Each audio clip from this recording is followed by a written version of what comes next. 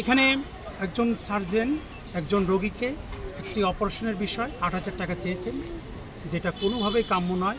সার্বিক পরিস্থিতি হাসপাতাল অনেকটা অপরিষ্কার, ক্যান্টিন অপরিষ্কার। টিকিটের বিষয় আমরা পূর্বেও বেশি পেয়েছি, আজকেও বেশি পেয়েছি।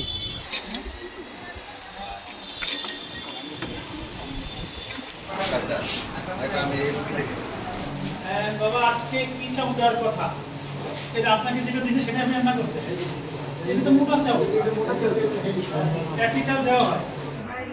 ঠিক আছে, আমরা ওনারটা বক্তব্য নিলাম, লিখে নিয়ে চলে আসি, বক্তব্য নিয়ে এসে। ঠিক আছে, অসুবিধা নেই।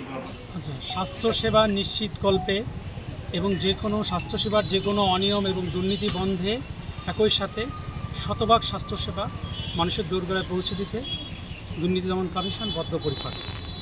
তারই হিসাবে মাননীয় কমিশনের নির্দেশে শরীয়তপুর সদর হাসপাতালে বিভিন্ন অনিয়ম দুর্নীতি এবং দালালদের দৌরত্ব, একই সাথে নিয়ম বহির্ভূতভাবে অর্থ আদায়, এই সংশ্লিষ্ট অভিযোগে আমরা আজকে অভিযান পরিচালনা করেছি। 5 সদস্যের এই টিম অভিযান পরিচালনা করে সত্যতা পেয়েছি। এখানে একজন সার্জন একজন রোগীকে একটি অপারেশনের বিষয় ৮,০০০ টাকা চেয়েছেন, যেটা কোনোভাবেই কাম্য নয় এবং তত্ত্বাবধায়ক মহোদয়ও এটা বিস্ময় প্রকাশ করেছেন। একই সাথে আরেকজন রোগী ১৩০০ টাকার বিনিময়ে উনি সেবা পেয়েছেন, যেটা আমরা তার লিখিতভাবে বক্তব্য গ্রহণ করেছি, সেটাও আমাদের হাসপাতালের সংশ্লিষ্ট তত্ত্বাবধায়ক মহোদয় বিস্ময় প্রকাশ করেছেন। খাবারের বিষয়ে আমরা সরেজমিনে ক্যান্টিন পরিদর্শন করেছি। আমরা আশ্চর্য হয়েছি, যেখানে ৭৫ টাকার চাউল দেওয়ার কথা, ভ্যাট আইটি বাদ দিয়েও ৭০ টাকা বা সামথিং, সেখানে মোটা চাউল ব্যবহার করা হয়েছে। এ ধরনের দেখার কেউ আছে আমার কাছে প্রাথমিকভাবে মনে হয়নি। এটা কমিশন অত্যন্ত গুরুত্বের সহিত গ্রহণ করেছে এবং করবে ইনশাল্লাহ বলে আমি মনে করি। আর সার্বিক পরিস্থিতি হাসপাতাল অনেকটা অপরিষ্কার, ক্যান্টিন অপরিষ্কার।